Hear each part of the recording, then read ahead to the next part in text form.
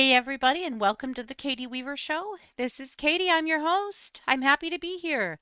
If you're listening to an archive or a replay, I also want to welcome you to the show. Or if you're live, it's about 11 a.m. Pacific time on the 6th of May already. Wild.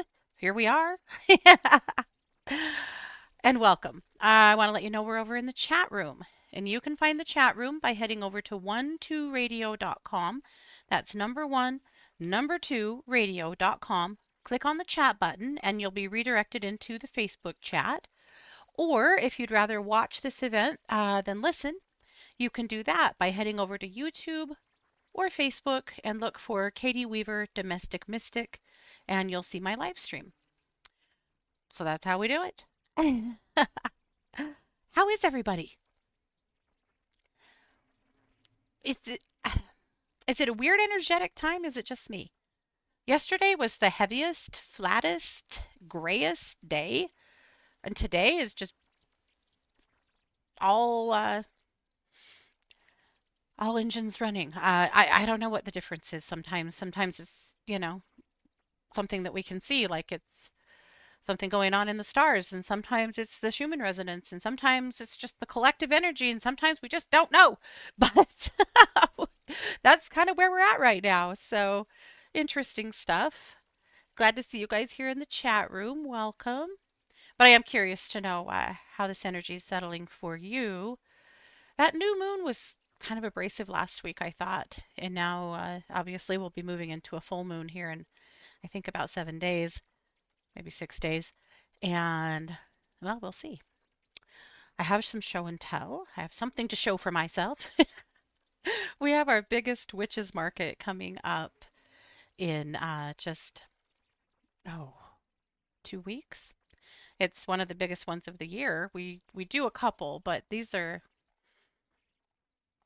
our biggest ones. And so I'm super excited about it because it's where we get to see a lot of our old friends. It's at Healing Hands, so we get to see a lot of our old pals there, which is fun. But also, it's just a good opportunity to, have a reason to create and get your stuff out there. So all of that stuff is good for me. But I also have had a lot going on and feel like I haven't that I'm not ready, which is fine. I always feel like I'm not ready, even if I am. So that's probably just on me. But I have a couple of things to show you that I've been working on. So, first of all, oh, you know what? I got to go in the other chat room and upload my pictures quick. It is the downside sometimes of having more than one chat room because you guys that are listening and not watching, and that's cool if that's how you like to do 1-2 radio, uh, I don't want to neglect you. Because what kind of a monster does that? I'm going to put my pictures in real quick. A few things to share with you. Okay. All right, back to the stream. All right. So, first of all, I made these cute little bottles. They're not really bottles. They're just little like stained glass window hangers. So I was afraid with the ring light that might be hard. But I have pictures too. But this is what they look like. Just little potion bottles. I've got a whole series of them I'm going to make, but these are the first ones I made. I just think these are darling.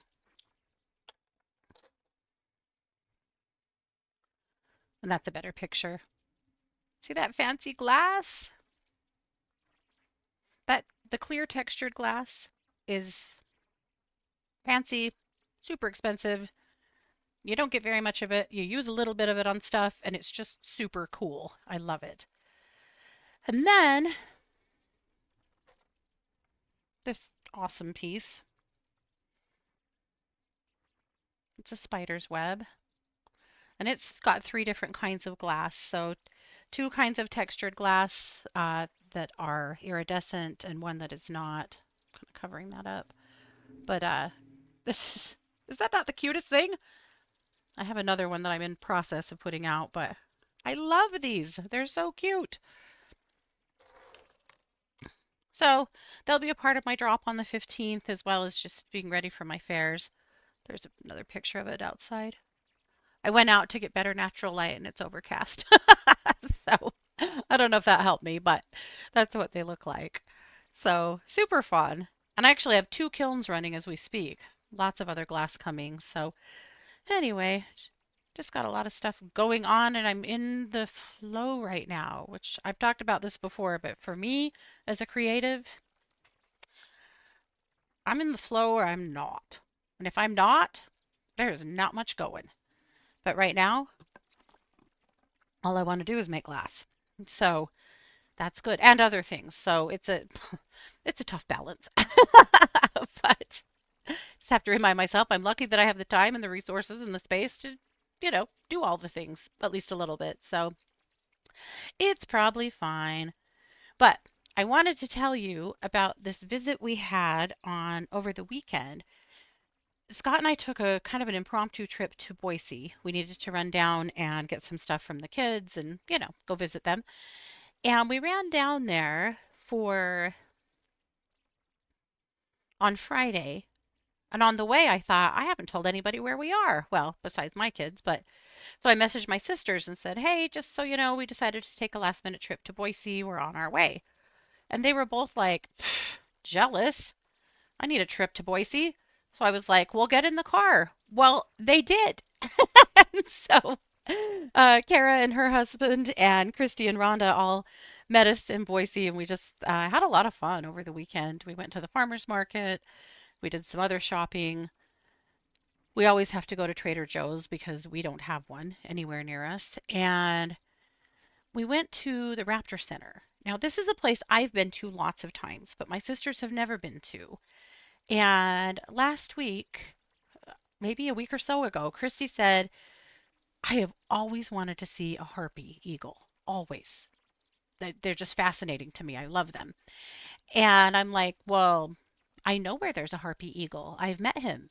Uh, it's at this Raptor Center in Boise. So obviously we had to go to the Raptor Center. And the harpy, of course, was there. And we had the pleasure of one of the handlers come and visit with us, and we learned his whole story. And I wanted to share it with you guys because you will be fascinated by this. So meet Grayson. So Grayson is a male harpy eagle. He's about 23 years old. If it looks like he's kind of in a painting, it's because his whole habitat is a painting behind him. He's sitting on kind of a tree stump thing, but all of that greenery and everything behind him is painted on the walls. So this is the Peregrine Fund.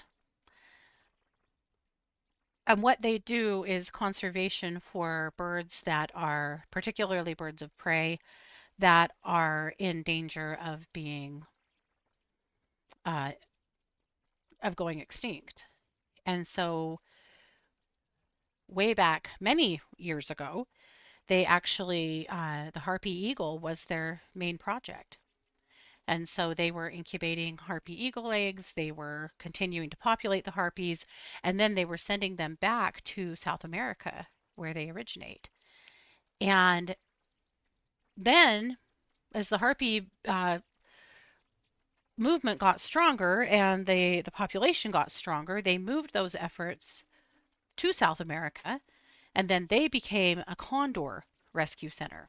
So they would bring in condors that were injured or that were ill.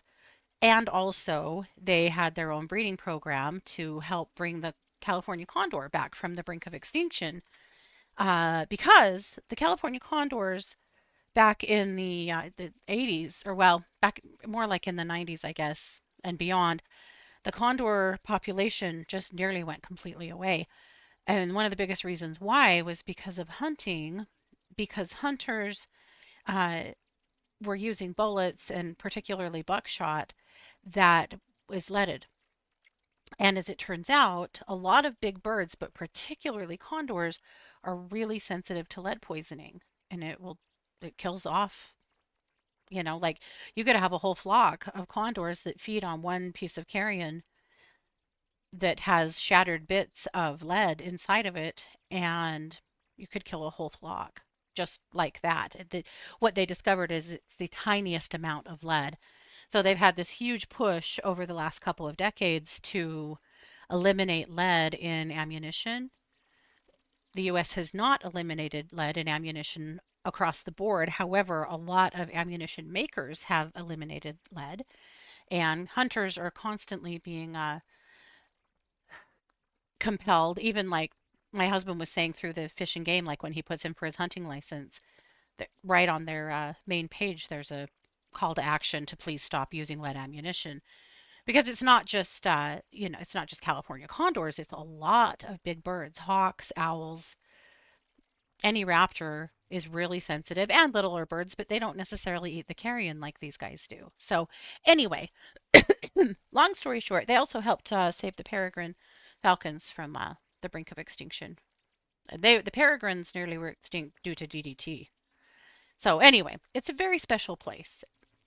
It's not a zoo, but they do have some viewing areas where you can interact with some of their animals, with some of their birds. Uh, they have 3 condors in their viewing area that are just phenomenal. You can't even fathom how big those birds are until you get up to them and they spread their wings for you. Wow, phenomenal. But anyway, let's come back to Grayson, the harpy. So Grayson only weighs about 9 pounds. However, you wouldn't think that looking at him, but birds are light. But in this picture, you can't really see, but he has this whole crown thing that lays down over the back of his head. And when he gets excited or interested or whatnot, that comes up, and all those feathers around his face come forward, and it creates a much larger, like moon face that is pretty terrifying, honestly. And if you look close at Grayson's face, you may feel like you've seen him before. Why? Because if you've ever watched Harry Potter, think about Buckbeak. Surely those animals had to be imagined based on what a harpy looks like. Now I'll go look that up if you want to, but anyway, the Grayson's story. So Grayson was actually hatched at the Raptor Center in Boise and was box reared by his parents for 4 or 5 years. At the point that they were ready to release him into the wild, so he was put on an airplane and flown to South America, where he was released into his natural habitat. And he did really good for about 4 years. And then Grayson started to outsmart the humans. What was happening is that there were some tour guides that were coming through the same area where he liked to hang out, and they were putting out little bits of food to get smaller animals to come out and give the tourists more of something to see. Little monkeys, squirrels, little ground dwellers and stuff like that. Well, Grayson here realized that that was a quick free meal. So was he grabbing the treats they were putting out? Oh, nay, nay. He was grabbing the animals that they were chumming out. And so he's horrifying people because he's like swooping in right in front of like tourist groups and snatching a monkey out of the off the turf and taking off with it and stuff like that. So that was uh, shocking. But also he became dependent. He wasn't hunting anymore. He wasn't feeding himself anymore. He was, and unless somebody chummed in the little animals for him to swoop in and catch. And they were concerned about his survival. So Grayson was captured and packed back up and sent back to Boise to the Peregrine Fund for safekeeping. And he's lived there ever since. So he's 23 now. He is the only glove trained harpy eagle in the world. He doesn't like being glove trained. They said they only handle him if they have to, but they do have to move him occasionally and he will step up and they can actually handle him, which is incredibly rare. Harpies have the strongest talons of any bird on the planet currently living. So handling him is a very serious event. Male harpies are only about half the height of female harpies. You've seen pictures of harpies, I'm sure, where they were much taller, like up to someone's shoulder. tall. They're females. The males are only about half the size.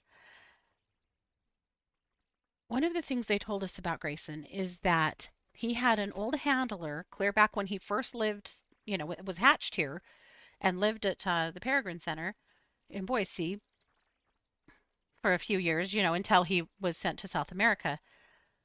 Well, his enclosure on the other side of the hall from it is their education center.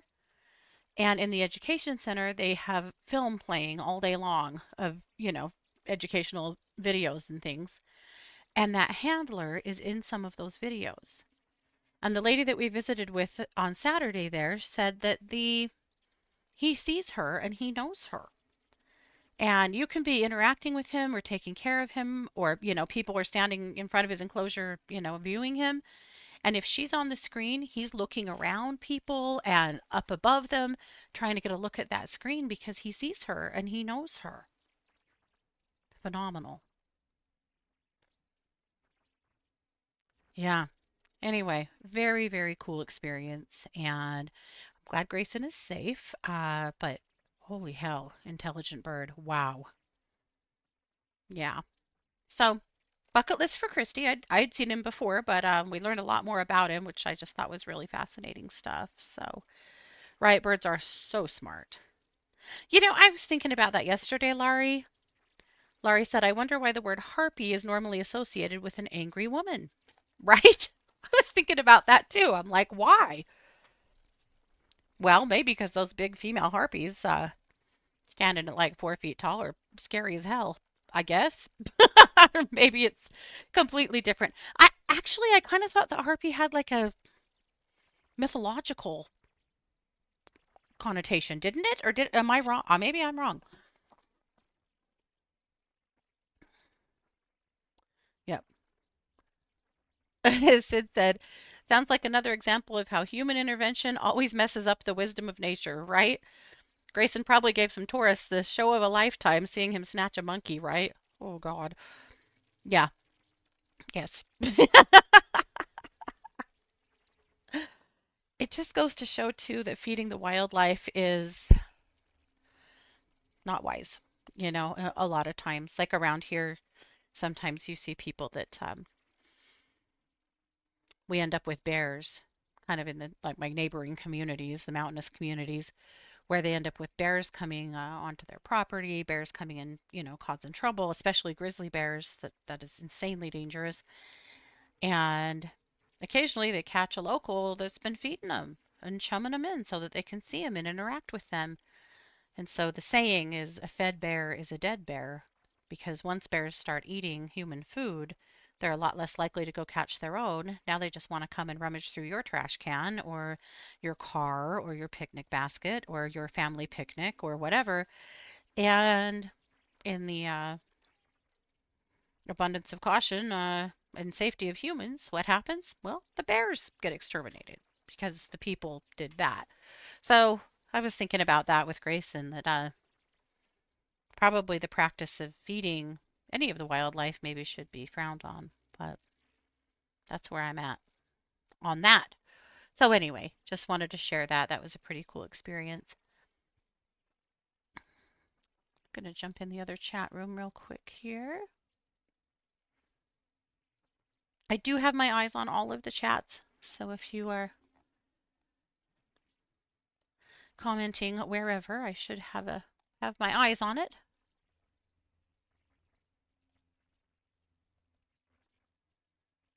Okay, let's pull up Luminous. Right, exactly, Liliane. We need to leave the wild to the wild. It's an interesting thing this year because they're saying that we're going to have likely have a much slower tourist season, and because of my approximation to Yellowstone and to Jackson Hole, Wyoming, we get a ton of tourists through here every summer, especially up into the park and into Teton National Forest. And they're saying that we're going to have a much lower number of tourists come through this year due to global economics and politics. And, people aren't coming to the U.S. like they typically are. At least that's what they're saying. And I'm kind of here for it. It's kind of like during COVID when things slowed down for a minute. And maybe that's unfair to say because of the businesses that rely on the tourism, and I know it'll be tough on them. But for the wildlife, I feel like maybe this will be a nice reprieve for them to get a break. There has been bear hysteria in Grand Teton National Forest and Yellowstone the last few years, and it, it would be kind of nice, I think, for them to have a bit of a break from the public, my opinion. But I know the economic ramifications of that are pretty vast for my area. So I know there's a trade off, but for the wildlife, I'm kind of relieved for them. I hope that's the case. Yeah. Laurie said another crow dive bombed her head a few days ago and hit the back of her head. Oh my goodness, Laurie. You better start putting out some offerings for them or something. Those crows are all about you. All right. Well, I was thinking about our ancestors this week, and so that's the theme of Luminous as well as the show loosely. So that's what we're talking about today.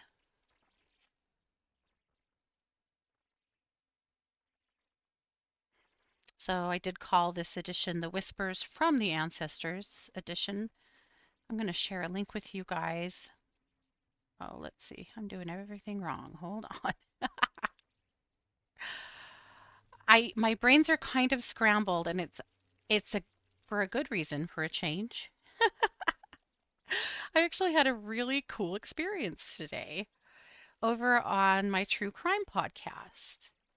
There is a case that Christy and I covered a couple of years ago about a young nursing student in Tennessee that vanished. She was eventually found about 3 years later. She'd been assaulted and murdered, and her name was Holly Bobo.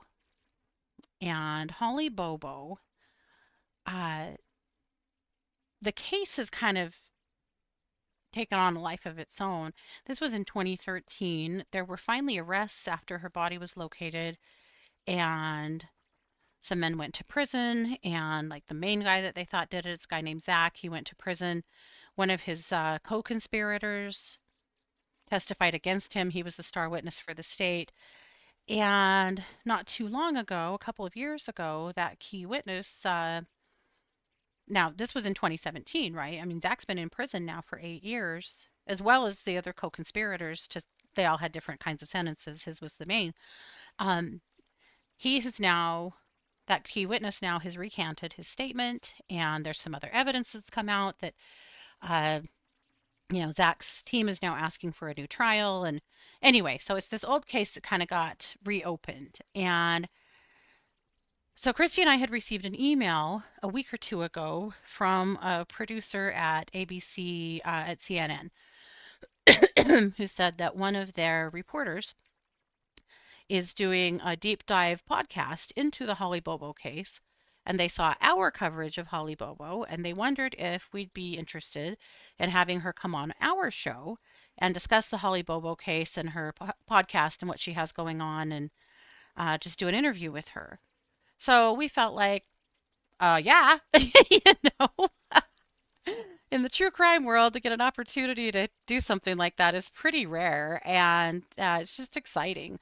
So we did take them up on that, and that interview was this morning. So this is Eva Pilgrim over at CNN. She's a co-anchor on GMA3 on What You Need to Know, and then she's a news correspondent and has been seen on CNN lots of times and things like that. So anyhow, and she's awesome. So we had a great conversation with her. So that episode will actually come out this afternoon on our 3 o'clock live stream. But yeah, so my brains are a little bit scrambled, but for once it's for a good reason because we had a pretty cool opportunity this morning. So yeah, pretty fun. I don't know. Is that in poor taste to say it was fun considering we're talking about a murdered girl? I don't know. It was a cool experience. I'm glad we had it. How's that? And also justice for Holly Bobo, as always. Please post link. I actually can. It'll be a live stream, what we're doing, because we already did the interview with her, but the show itself will be a live stream and we'll talk about the interview and then we'll air the interview and then we'll talk about it a little bit more. So that's how we're going to do it. So I'll share a link so that you guys can come back and watch it if you want. That's at 3 p.m. Mountain Time. So 3 p.m. my time. So yeah, fun to be big time here and there. We actually had an episode go viral over on Spotify. Oh, I'm going to say about 6 weeks ago. And in about 3 days' time, it had about, I'm going to say it topped out at about 72,000 downloads. So pretty cool stuff. Anyway, 6 p.m. Eastern, 5 p.m. Eastern. 5 p.m. Eastern, it will be 3 p.m. Mountain. Yep. All right, well, let's get into Luminous.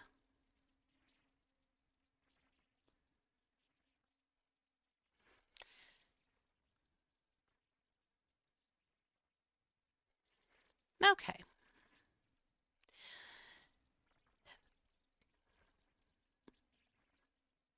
I know some of us feel more connected to our ancestry than others.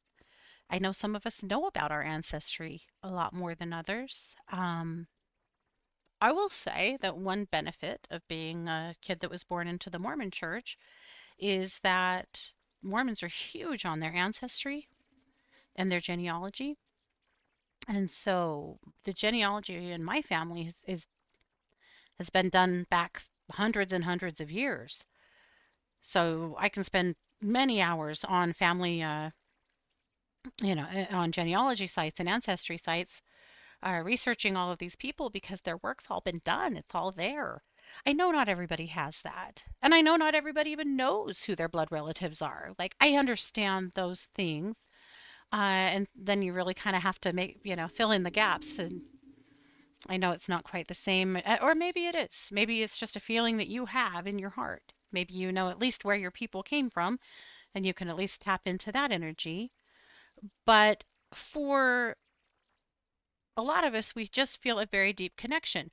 Now, my direct ancestry, they were pioneers that came across the plains. They were polygamists that had, my gosh, my grandpa on my dad's side, his great great grandpa had 8 wives.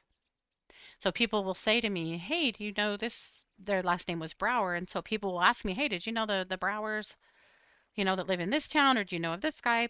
Nah, from a different wife. We don't know each other. It's a wild thing, but that's my direct descendants or my direct ancestors, and I've struggled more to feel connected to them because of the church connection, because I don't feel connected to the Mormon church. I've had to sort through that and really dig into who the women were, especially, and their stories. One example of that is a great great great grandmother who, in the 40s, her most of her family died from one of the like bad flus that came through that wiped out lots of people.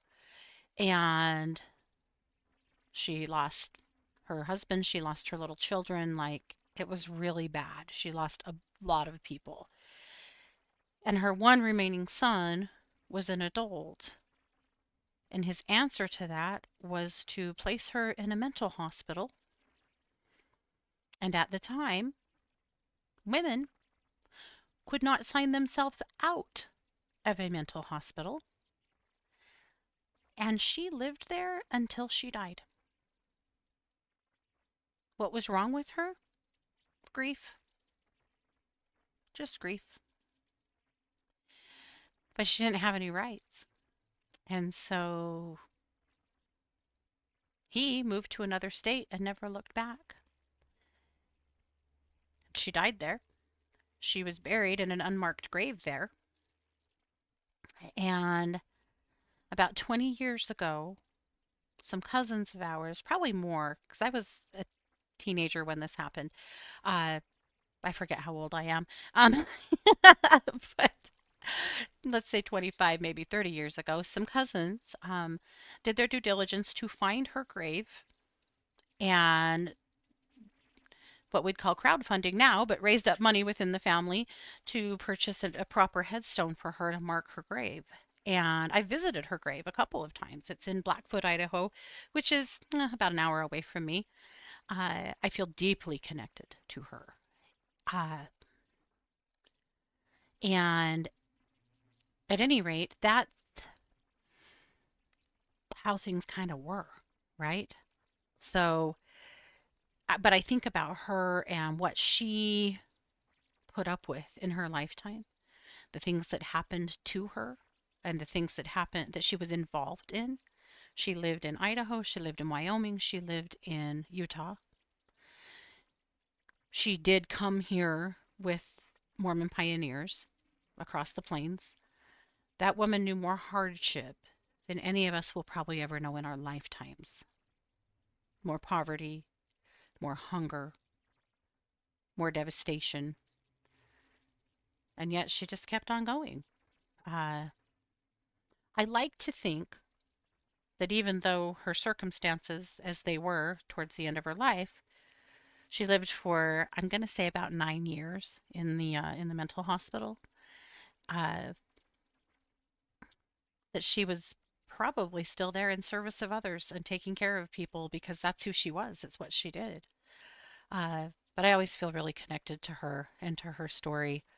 But it's also, I think, a cautionary tale for all of us to remember because a lot of us, we weren't alive when women didn't have rights that are appalling to us now, right? The thought that the only male, guardian she had was her son, and the fact that he was just allowed to toss her in a mental hospital and just move away and never look back and never even have to think about her again. And for her, she didn't even belong in a mental hospital. She was just grieving because her whole freaking family died. Uh, but she could just be stuffed there. It's scary to think that wasn't that long ago. We got to keep fighting for our own rights. We have to keep insisting on not sliding backwards and losing them. But that'll always be a soapbox for me. But at any rate, so that's one of my ancestors that I think about a lot and feel very connected to. And that's just one, but that's who was in my heart today. So I wanted to share her. Her name was Mary Ann Rolfe.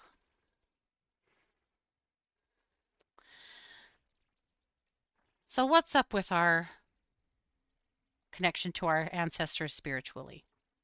Well, whether knew them or you didn't, and I think that's a big key because a lot of them you didn't know, at least not in this lifetime, right? But their struggles, their strengths, their wounds, their triumphs, it's all a part of your spiritual DNA. It's also a part of your epigenetics. So honoring them doesn't necessarily mean idealizing them. You don't have to like everything about them to be able to connect to their strength and to their struggles and to them as human beings. But this is an opportunity to acknowledge their humanity, to offer them healing, and to connect with them to ask for guidance on your own path.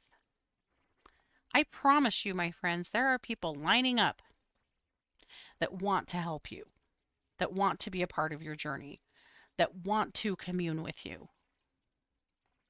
If you just ask, they are there.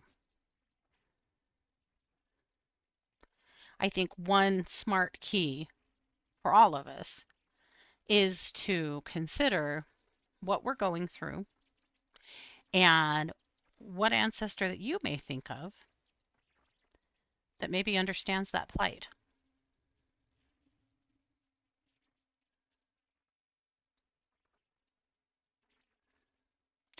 So, how do you do it? Well, one way is to connect an ancestor altar.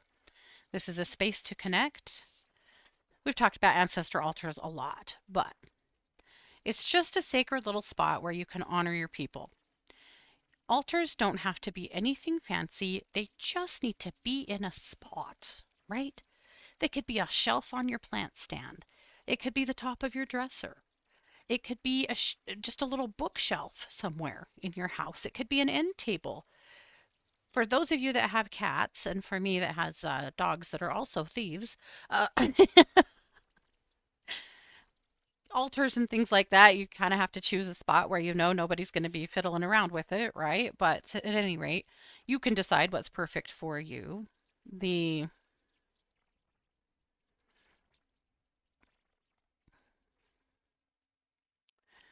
things you could consider putting on your altar: photos or symbolic objects if you don't have any images, a white candle for clarity and connection, a glass of water for spiritual communication, just because water is a conduit for spiritual energy, offerings: coffee, sweets, tobacco, flowers, whatever they enjoyed in life. You ever go walk a cemetery and see cans of Pepsi or Big Red gum or candy bars, stuff like that set on graves? Probably depends on the cemetery. Some allow things like that and some don't. But just thinking about, what did this person love? Or maybe what would have this person loved? If you don't know, if this altar is for people that you never met that were much older than you, just consider things like flowers, crystals, offerings. Personal items, if you have them, that represent your lineage. Handmade crafts, flags, tools, anything like that. If you have a little bit of something that your grandma crocheted, or if maybe you have a little, like I have an altar for my dad that has a pair of his scissors from because he was a barber. I have books that represent my mom, just stuff like that. Again, if you don't know your full genealogy, or if you're adopted, or if you don't, have any items like that, just do what feels right to you. You don't have to do anything specific. You trust your gut above anything else. You're just going to sit with your altar, light the candle, speak their names, or just simply refer to them as your ancestors. That's good enough. And just sit. Breathe, listen. You might feel warmth. You might receive an image or simply a calm knowing. And that's them. All right, some ideas to tune into ancestral energy. Dream connection.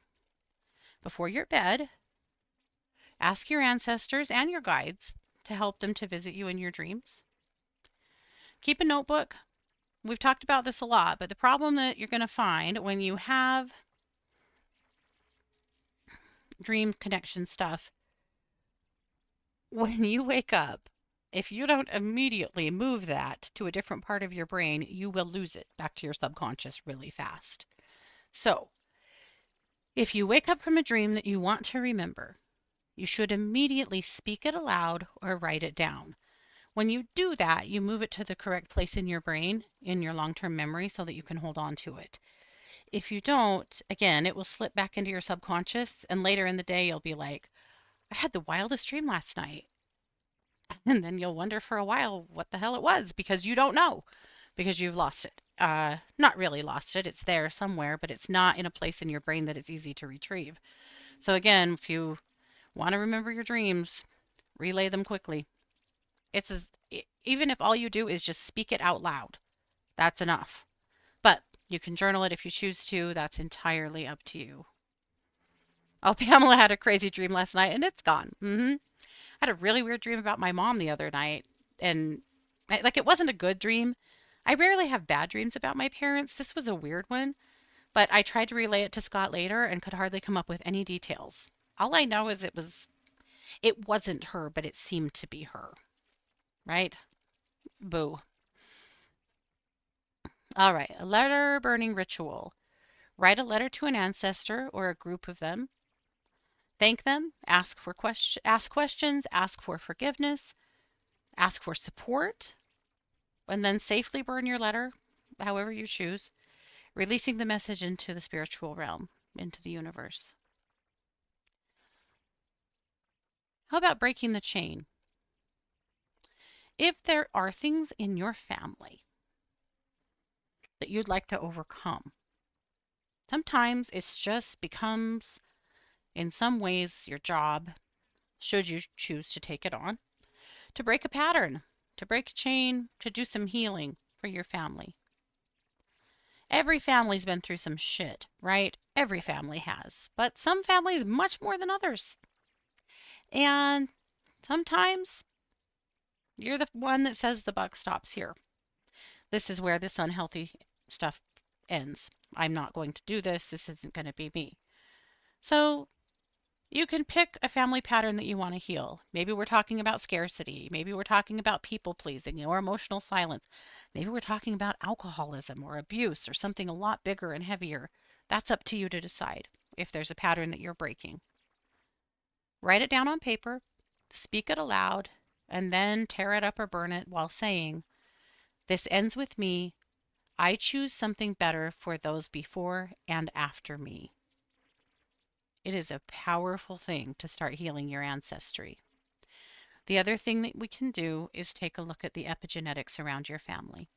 And I've been talking about this for a million years here on the show, but there is a healing that I do that is a healing of the scars on your DNA. And this is a healing that is really powerful for people that feel like there is a pattern that just keeps playing over and over and over in their family lineage. Or it is a pattern that you feel like you have had a very hard time breaking. Scarcity is a big one. That one comes up quite a bit. Financial issues, things like that. But there's lots of other things too that if you look back into your family line and you go, holy shit, we just keep doing it, the same pattern. Sometimes it's looking at those scars on your DNA, finding the originating point, and doing the healing and moving it forward through their line up to you and beyond you to break that. So if that's something that you feel like you need, we can work on that over at 12listen. Don't forget, I am a professional psychic advisor over at 12listen.com, and you can find me over there every day. And if working on ancestry and healing some ancestry is something that you want to do, I will gladly dive into that with you. It is some big work. It's some powerful work. Uh, Sometimes it's some pretty painful work, but man, can it be worth it. So consider that if there's anything I can do to help you with that.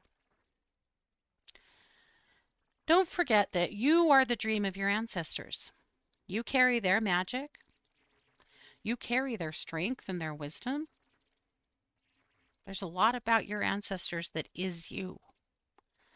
I think this is why many of us feel so drawn to countries we've never been, to cultures we've never experienced directly, to time frames or eras that are well before us, because your ancestors are whispering to you, it is who you are. You're made up of that stuff. It's worth it to do the work. Yeah.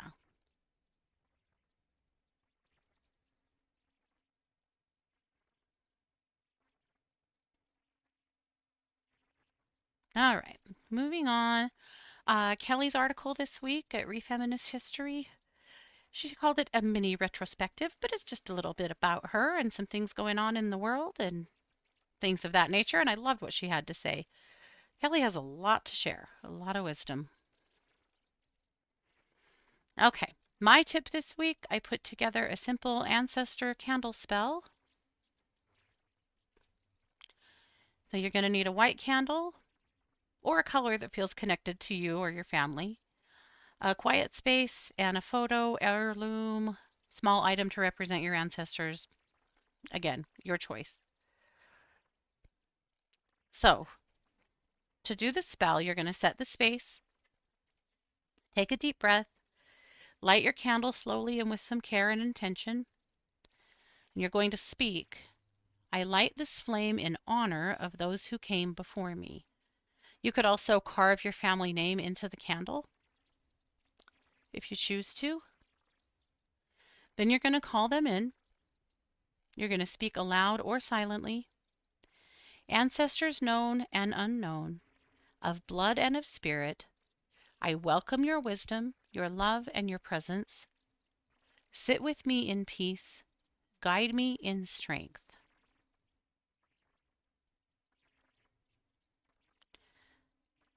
Then you're just going to sit with that candle and listen. Just meditate for a while. Let your thoughts wander. You don't have to be so disciplined in this. Don't let the idea of doing some meditative work scare you off if your brain doesn't like doing that. Just do your best. There's no wrong answer. You might decide you want to journal or just speak from your heart or just simply be still. You can ask a question if you have one, or offer a word of thanks or gratitude or anything else. This is your space, it's your time, so do it how you want to, but you absolutely can do that.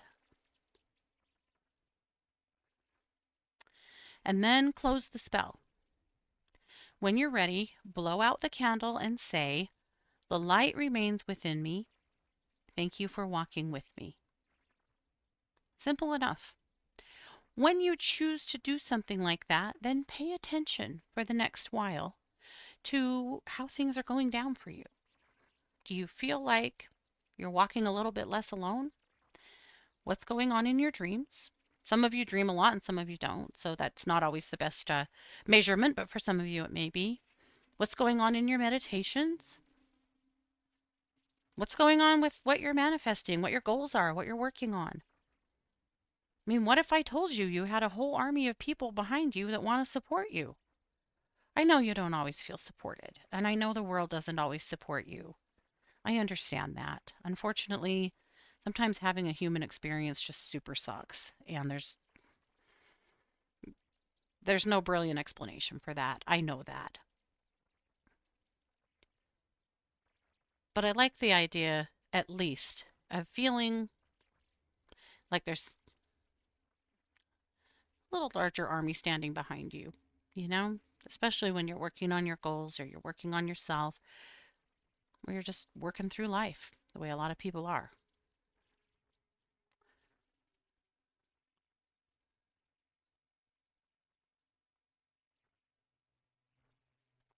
All right. Then the energy exercise from Christy is the calm mind. This is a good one if you feel like you just have monkey mind, that your thoughts are just all over the place all the time. Calm mind just helps you to get grounded and centered, at least for a minute. And you can do this energy exercise anytime you choose, of course. Over at the True Crime Squad, yesterday was the Missing and Murdered Indigenous Women or Indigenous Peoples Day of Awareness. So we did a show about that. Very, very important information for all of us to understand. And then, lots more crime over there. People be criming. Jamie Dawn has a brand new video. No more making ourselves small. Rock on, Jamie. I loved it. So good. Lots of meditations over at Planet Meditation. You can go and check those out. And that's what I've got. So that is Luminous this week, and I hope you found some gems in there, some things to work on, or at least to make you think. Lots and lots of good stuff.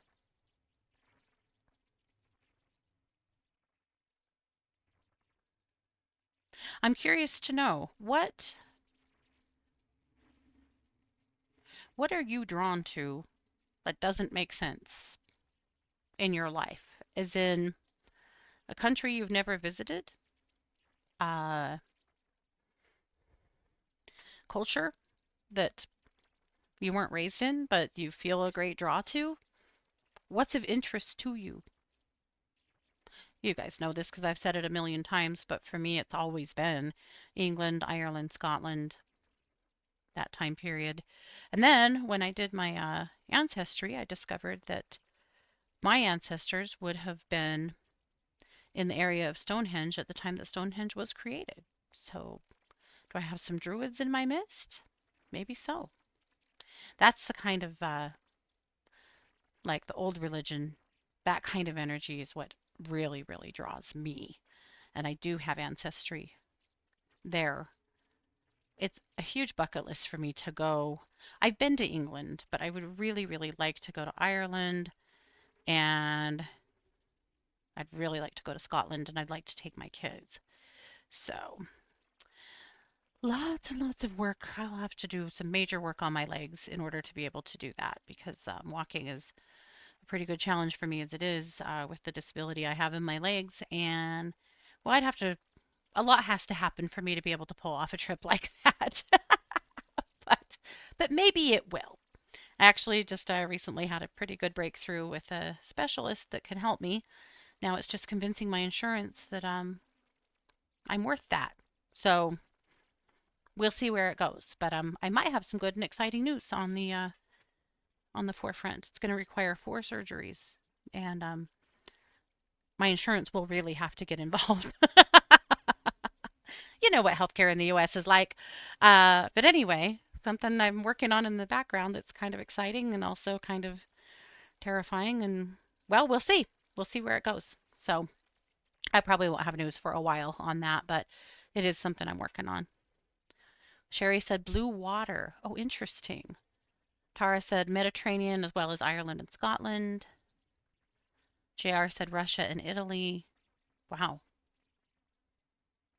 Suzanne said, I found that thanking my ancestors for their continued fortitude and the strength it took to come to a new country, which allowed me the life I have now to be very meaningful. I love that. Yeah, what about gratitude for all of their sacrifices? Without a doubt.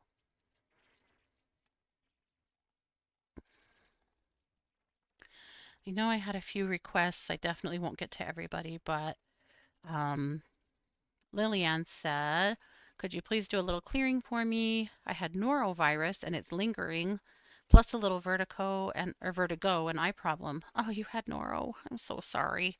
Dang it. I was just reading today how bad it is. God damn it, I better not get it.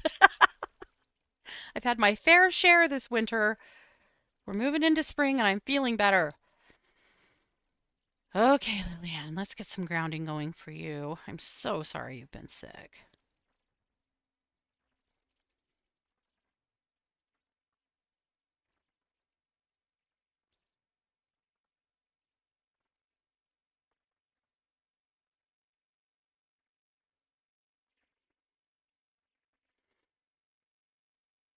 Okay, some gentle grounding. Your energy body's really sluggish, so I'm speeding up just a little. I don't want to hit you too hard. You're just naturally healing. We don't want to get crazy, but I am going to just ground you good and clear out your crown. Well, you make sure that your electrolytes are coming in. That seems to be really key.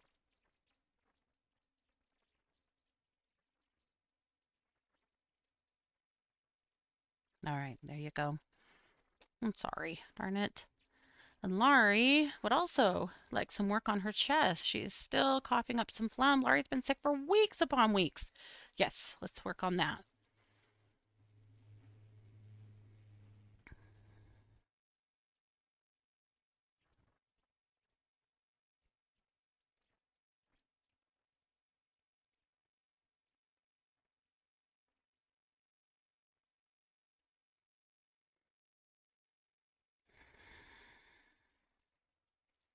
Okay.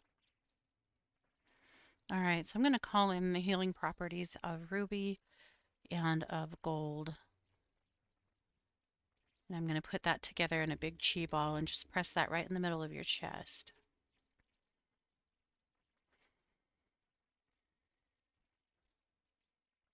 See if we can encourage your whole system to finish healing. I'm sorry you've been so sick, dang it. It's just been a lot going on, right? Yeah. Hey, Spirit, good to see you.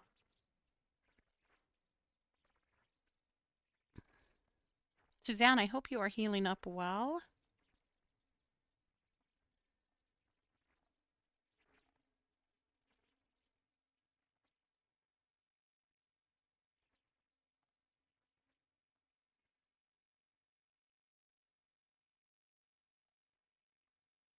Okay. Oh, Trish's mama's her late mama, Peach, It's her 100th birthday. Oh, let me tune into her, Trishy. And yes, Spirit, I'll get to you.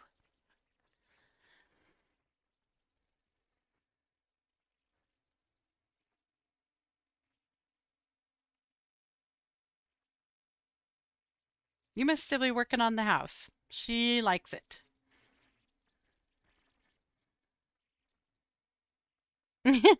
She said she didn't want you to keep it like an old lady's house. She wanted you to make it yours. And she says you're slowly doing that, and she likes that a lot.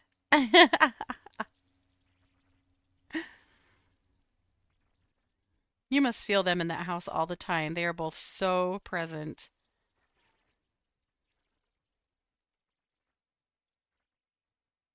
She's so good. And Trish, she wanted to tell you Happy Mother's Day and that she's really proud of you.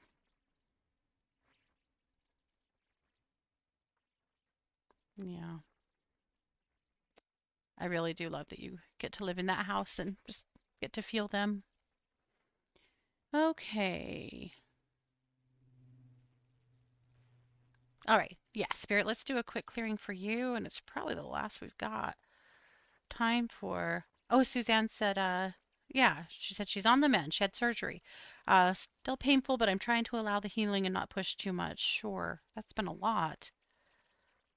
All right, Spirit, let's just get you good and cleared and grounded here.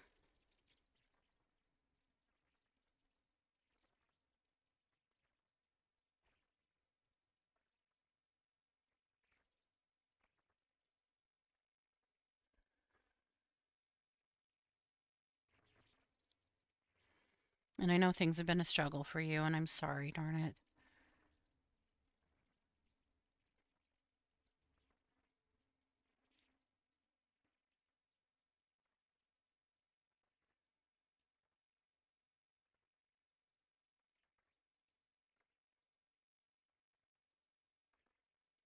Okay, got you grounded. I'm also going to just clear out your crown and third eye. A lot of pressure up in your head.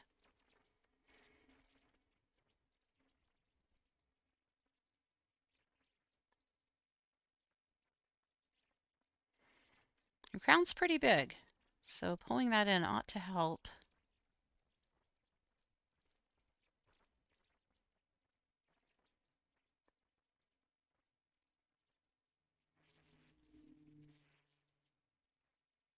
And then just sending a lot of love your way that you can get going on your next adventure here, that get on your path and find a way to be able to do it. Yeah. Oh, you're so welcome, Trish. My honor. All right. Well, we have done what we do. We've talked down to the end of the show. So, I want to just remind you that I am a professional psychic advisor over at 12listen.com. That's number one, number two, listen.com. And you can come and check me out over there and read my profile, look at my reviews. I would be happy to work with you on psychic readings, energy work, animal communication, mediumship. I'm always around. I'll do whatever I can to help you, as always. So if you get over there and I'm not signed in, uh, then I'm probably doing true crime. If I'm not signed in, you are welcome to try later or do a callback request or a scheduled call, and we'll see if we can make a connection. That's the way to do it. So I would like to invite you to come over there if I can help you with anything. And otherwise, I'll be back next week, same place, same time. Thanks for being here, guys. I appreciate you very much. This has been yet another production of The Katie Weaver Show here on 12 Radio, where we're changing the way you listen to the world.